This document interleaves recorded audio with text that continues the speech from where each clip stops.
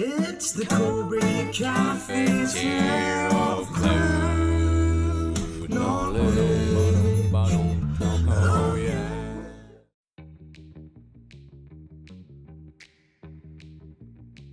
Every single part of Workspace works through the browser and is designed to. They've built it for the browser, so everything works.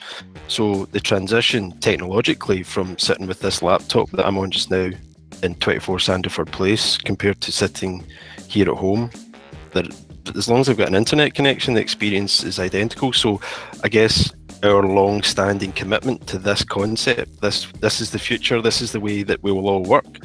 When COVID hit, then we were already there. There was no transition.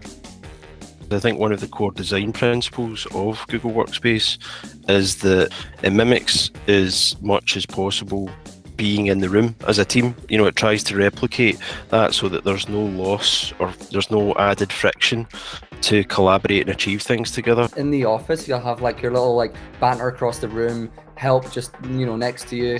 You'll have then your formal meetings. You'll have a lot of different types of communication, both fast, slow, instant, asynchronous, synchronous.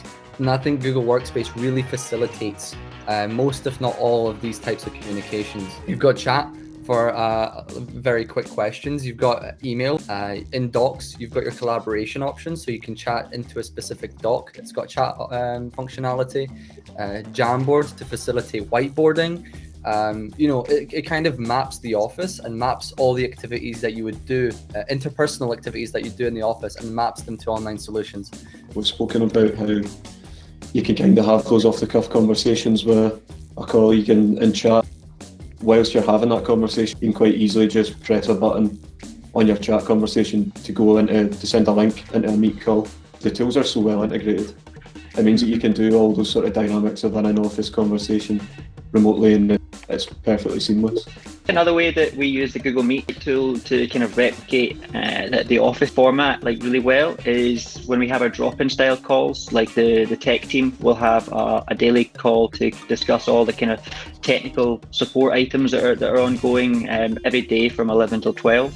And any member of the team can just drop into that for a chat, and it's like kind of stopping by their desk. You can now create breakout rooms before you set up a meeting as well now, and it allows the planner of the meeting to set up these small groups to break into, and it means that it's planned a lot better, and it's almost as if they are in the office again. It's always coming back to that idea of making people feel more comfortable with working from home. Calendars isn't just a calendar tool, it is so much more, because you can schedule meetings, you can schedule events. The power of Google Calendar is the fact that it's got so many little quality of life features that a lot of other different calendar solutions don't have. Especially the reminders you get when you've got a meeting coming up. So it's good that you just have that reminder. It says, oh, your meeting's in 10 minutes, and you can customize them as well. So I think you can have up to 5, and you can say, okay, remind me an hour before, remind me half an hour before.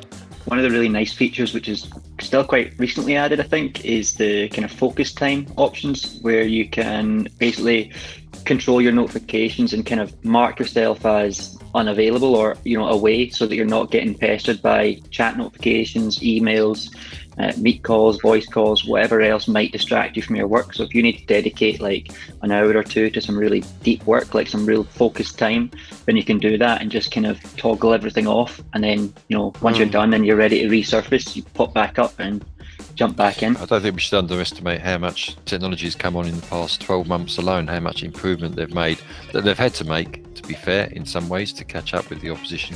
But that has certainly helped make things easier in terms of being able to work from home. I think that it's worth mentioning how powerful Workspace will become, because I think that technically we are the future.